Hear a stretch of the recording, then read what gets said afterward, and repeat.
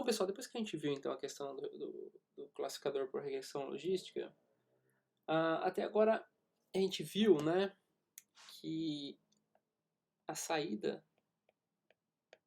de cada amostra ela está no intervalo entre 0 e 1. Né? Agora, e se eu tivesse, então quer dizer, muito embora ela esteja nesse intervalo, o que a gente quer na verdade é classificar amostras, né, como sendo da classe 0, né, ou da classe 1. Então isso é o que a gente chama de um problema de classificação binário. O problema é binário em si, né? Você tem duas classes. Bom, o que acontece quando eu tenho um problema de classificação no qual eu tenho duas, né, ou mais classes, por exemplo. Então eu quero classificar, eventualmente as minhas classes podem ser 1, 2, 3, por exemplo. 0, menos 1, 1 e assim sucessivamente. Então, isso cai no que chamamos, né, em problemas de classificação, né, por múltiplas classes, certo? Ou problemas de múltiplas classes, certo? Ou problema multiclass também. Então, basicamente, qual que é a ideia, né, desse tipo de... Qual é a situação que nós temos? Então, suponha, como eu havia dito para vocês, né, aqui nós temos uma situação como a gente tinha visto até agora, né? Eu tenho duas classes, eu quero aprender uma função de separação, né, que divida essas amostras, e por um outro lado, né, eu tenho um problema de classificação, né, onde eu tenho aqui neste exemplo 3 classes, né. Então, um exemplo de um hiperplano de separação, né, que precisaria de mais de um, né, seria isso aqui, por exemplo. Então, como é que eu utilizo então o regressor logístico para tratar essa situação? Porque até agora, bom, que a gente viu que a saída dele está entre 0 e 1, né?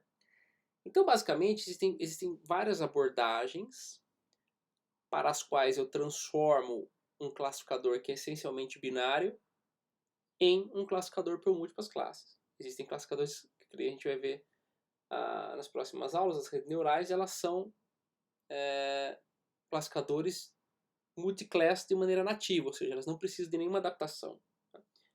Bom, o regressor logístico precisa de uma adaptação. Dentre as abordagens, o que a gente vai ver aqui é o que a gente chama de OVA, tá? Que significa o quê? One versus all. Então, basicamente, como é que a gente trata isso aí? Né? Então, eu vou quebrar o meu problema de classificação em vários. Tá? Então, aqui eu vou dar um exemplo onde eu tenho 3 classes. Então, eu vou quebrar esse meu problema em 3 subproblemas. Então, como é que ficaria? Tá? Então, como o próprio nome diz, eu vou pegar uma classe e confrontar com todas as outras. Então, por exemplo, eu vou assumir aqui que eu tenho apenas a classe triângulo, como a gente tinha no outro exemplo, não tem mais a classe quadrado, tá? E eu vou assumir então o quê? Que agora eu tenho um problema de classificação de duas classes, onde eu tenho quem? Triângulo, tá? Versus todo mundo, tá? Perdão. Triângulo versus all. Bom, vou lá e rodo um classificador logístico aqui da maneira que a gente aprendeu. Então, eu vou obter um classificador logístico aqui, ó, um HW de x. Vou chamar de HW1 de x. Tá? Vou lá novamente, repito a ideia. Né? Agora eu vou fazer, por exemplo, a classe quadrado, que era que estava aqui, né?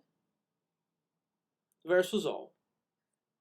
Então, ao invés de eu ter triângulos aqui, como nós tínhamos aqui, né?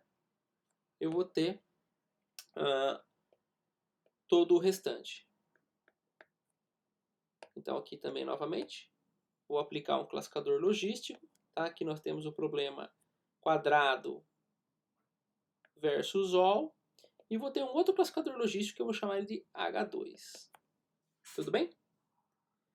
Mais uma vez, eu vou ter um terceiro cenário, porque eu tenho 3 classes, né? Temos o que aqui?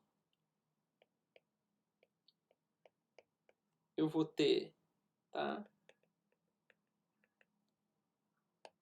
O X versus all.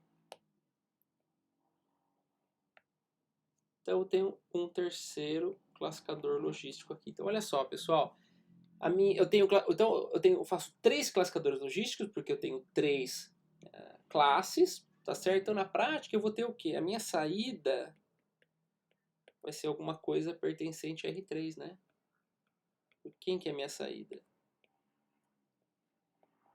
Se eu quiser, eu posso colocar em um vetor as saídas, né, individuais de cada decomposição que eu fiz. Triângulo versus all, quadrado versus all e x versus all. Tá? E qual é que é a classe final da minha amostra? Né? Eu posso fazer algo assim, né, por essa equação aqui. Eu só vou formalizar. Porque na verdade o que acontece? Isso aqui vai dar uma saída, vai dar uma probabilidade. Isso aqui vai dar uma probabilidade. Isso aqui vai dar uma probabilidade. Tá? Eu posso eventualmente tomar a maior probabilidade e assumir como sendo daquela classe. Então, na verdade, o HW de 1 de x vai dar a probabilidade da amostra ser da classe triângulo. O HW2 de x vai dar a probabilidade da amostra ser da classe quadrado. E o HW3 de x vai dar a probabilidade da amostra ser da classe x. Então, se eu quiser formalizar isso aí, eu posso dizer mais ou menos que a classe vai ser quem? Né? Vai ser o HW de i que maximiza a saída. Simplesmente assim. Né? Tudo bem? Se eu quiser transformar tudo isso como sendo uma probabilidade, né?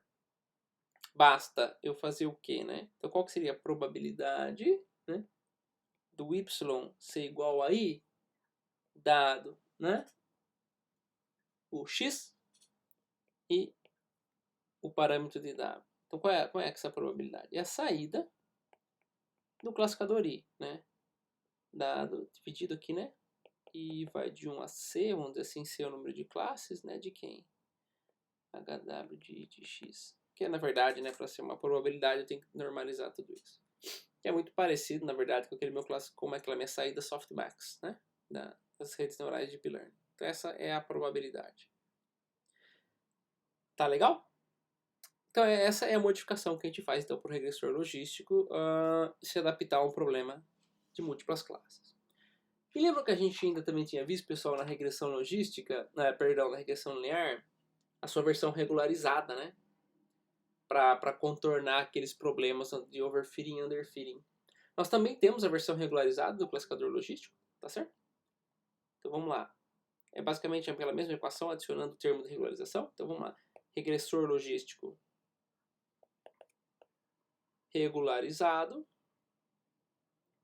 Então como é que ele funciona, né? Vamos tomar a equação da função de custo do regressor logístico, qual que era mesmo? Vamos lá. Então vamos lá. Temos o quê? Né? Menos 1 sobre m, né? Vou percorrer todas as amostras do meu conjunto de treinamento. YI log DHW de xi mais 1 menos YI log 1 menos HW de xi, tá? Não vai caber aqui, vou até trocar de cor. Mais quem? O termo de regularização, tá certo? De maneira similar ao termo de regularização do regressor linear, certo? Como é que ficaria então o algoritmo de gradiente descendente, né? Basta tomarmos o quê? Temos que tomar a derivada da função de custo agora, né? Que agora ela incorpora esse termo de regularização em que lambda é mais um parâmetro que eu tenho que escolher, né? Que ele é o fator de regularização. Então, como é que ficaria o gradiente descendente? Novamente, né? Inicializar W com valores aleatórios. Tá certo? Repita. Nós temos aqui, né? WJ recebe, né? WJ menos alfa, que é a taxa de aprendizado. Vou colocar aqui então a derivada dessa minha nova função aqui agora, né? Considerando termos de regularização também. Então, basicamente, vamos lá. Assim, é isso o que vocês teriam que implementar. Tá certo? Menos yi multiplicado por x e j, tá certo? Mais lambda m wj. Repita, né? Até critério de convergência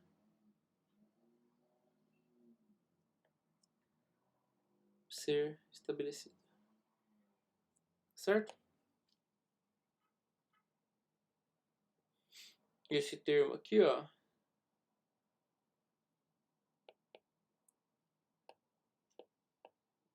é termo de regularização já considerando a derivada. Tá certo? Pois bem, então essa seria a regressão logística regularizada. Tá? Bom, e falando, só para finalizar essa parte, esse é um assunto que ele é interessante tanto para a regressão linear quanto para a regressão logística, é a questão da importância de normalização dos dados, né? Então, por exemplo, existem diversas formas, tá, para a gente normalizar os dados. Deixa eu dar só um exemplo aqui para vocês. Exemplo 1. Só voltando. Suponha aquele nosso problema da regressão linear, né? Onde eu tenho uma característica aqui, ó, que é, vamos dizer, o tamanho da casa, né? Vamos dizer que alguma coisa entre, né, 0 e 300 metros quadrados, só para estipular um exemplo. Eu tenho uma característica 2 agora, que é o número de quartos, né? Suponha então que quanto mais quarto eu tiver, né, maior vai ser o preço da casa, por exemplo. Então suponha que o número de quartos também vá de 1 a 4. Né? Então o que vai acontecer?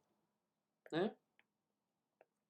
Então aqui eu tenho W1 que vai multiplicar o x1, W2 que vai multiplicar o x2, naquela nossa equação, né? W transpôs x. E o que vai acontecer aqui? Olha só, vocês concordam que o valor W1 ele é muito maior? Perdão, né? O valor W1 ele vai ser bem diferente do valor do W2. Por quê? Né? Eu tenho um W1 multiplicando uma coisa que é muito grande, que vai de 0 a 300, por exemplo. Eu tenho um W2 multiplicando uma coisa que é muito pequena. Né? Então, essa minha função de custo, vamos dizer assim, 2D, né? Imagina que eu tenho uma montanha aqui. Agora estamos em 2D, né? Tenho uma montanha. Essa minha função de custo, ela vai ficar esticada, o gráfico dela, né?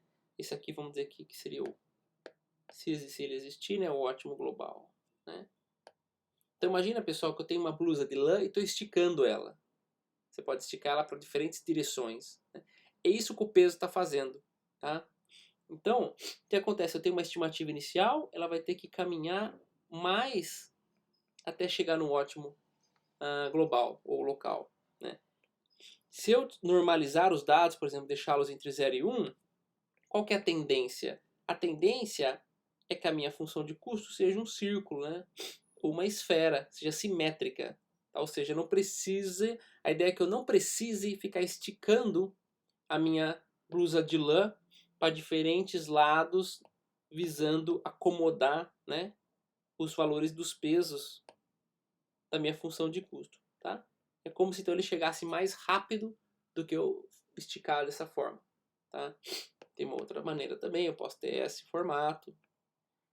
Então, então imagina que assim, o caminho para eu chegar no ótimo global, ou no ótimo, que é esse pontinho rosa, ele é mais custoso quando eu não faço a normalização, correndo-se o risco, né, de inclusive não convergir.